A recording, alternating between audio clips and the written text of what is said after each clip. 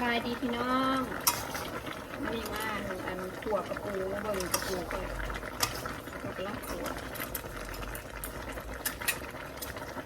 กระปูมียังหลายขวบกระปูกับกระเทียมเลือพี่น้องอันพริกไทยเป็นน้ำมันเกลือน้ำมันหอยกะทิแล้วก็แรกจะต้องหมักแต่ไม่ใส่มีน้ำข้นก็ใส่น้ำข้นก็ใส่กะทิหอมดีลองด้วยดีกว่ามันไม่ข้นก็ได้หมูกระหน่อยหอมก็เลยใส่อันอัดโบราณใส่กะทิใส่น้ำไข่เครื่องปรุงกระตามชอบเลยน้ำมันหอยแป้งนัวเกลือน้ำปูน้ำปลาแล้วกระหมักก็คือน้ำกระหมักแบบใดก็ใส่แบบไหนก็ได้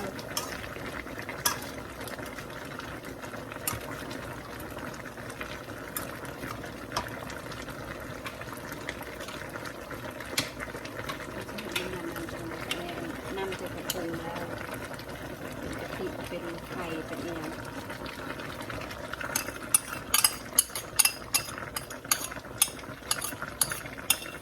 ไข่มันอุเลย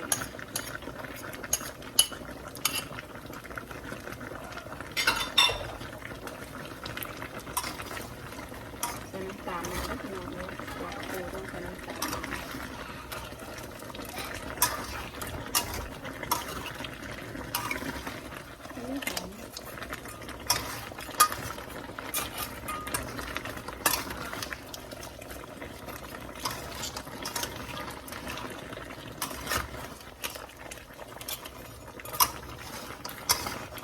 คนเป็นอยู่ได้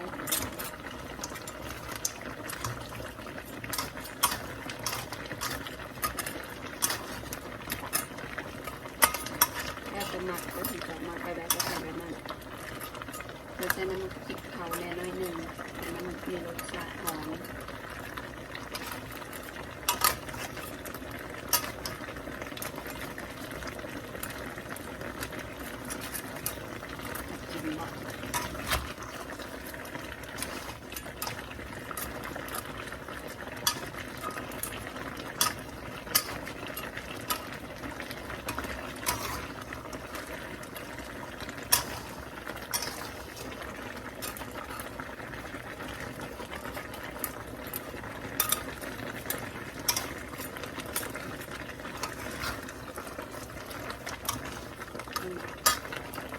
นี่มันต้องใส่ไข่แล้วให้มันเห็ดมันมีไข่ปูนี่นะมันจะลองมันเลิก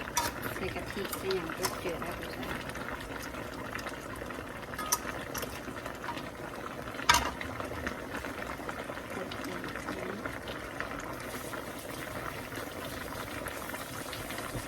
ชิม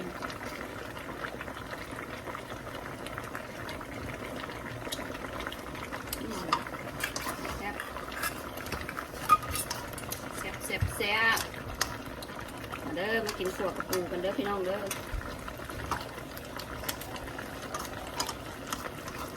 กินขวดกระปูกันนี้นี่อย่างกินด้วยขวดกระปูนี่ขวดกระปูแล้วก็จะมีอันกุ้งต้มกุ้งจะมีกุ้งแช่น้ำปลานั่นด้วย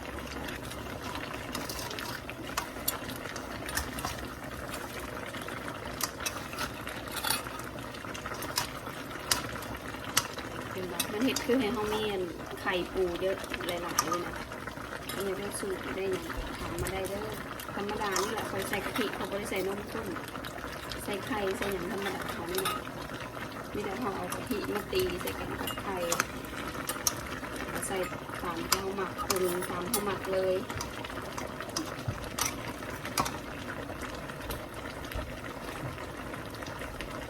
นี่ต้นหอม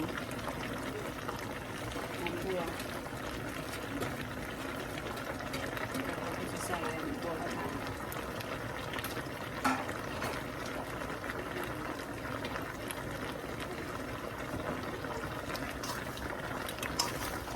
พอดีแล้วคือการประจักษ์ไม่เผ็ดพอดี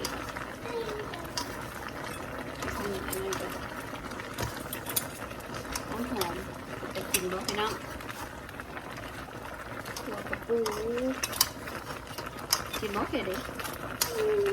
I don't like crab, but you can try it. คุณdon't like crab Yes. เห็นบ่ต้องใส่ไข่ใส่กะทิแต่มันเห็ดคือมันมีไข่นะลองเบิ่งเด้อสิจ้าว่าเอาบ่มีนมข้นเผ็ดแต่นั่นเด้เขาก็เอากะทิใส่เอาแล้วพี่น้องลองเห็ดเบิ่งเห็ดง่ายๆหนึ่งเด้อพี่น้องเด้อเราได้มีอย่างหลายเอามาใส่บัวละพา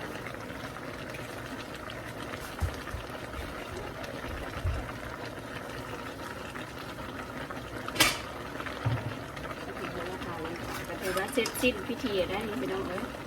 แล้วละได้นี่นะถั่วกระปูเด้อกินถั่วปูหม้อน้อยก็เนาะ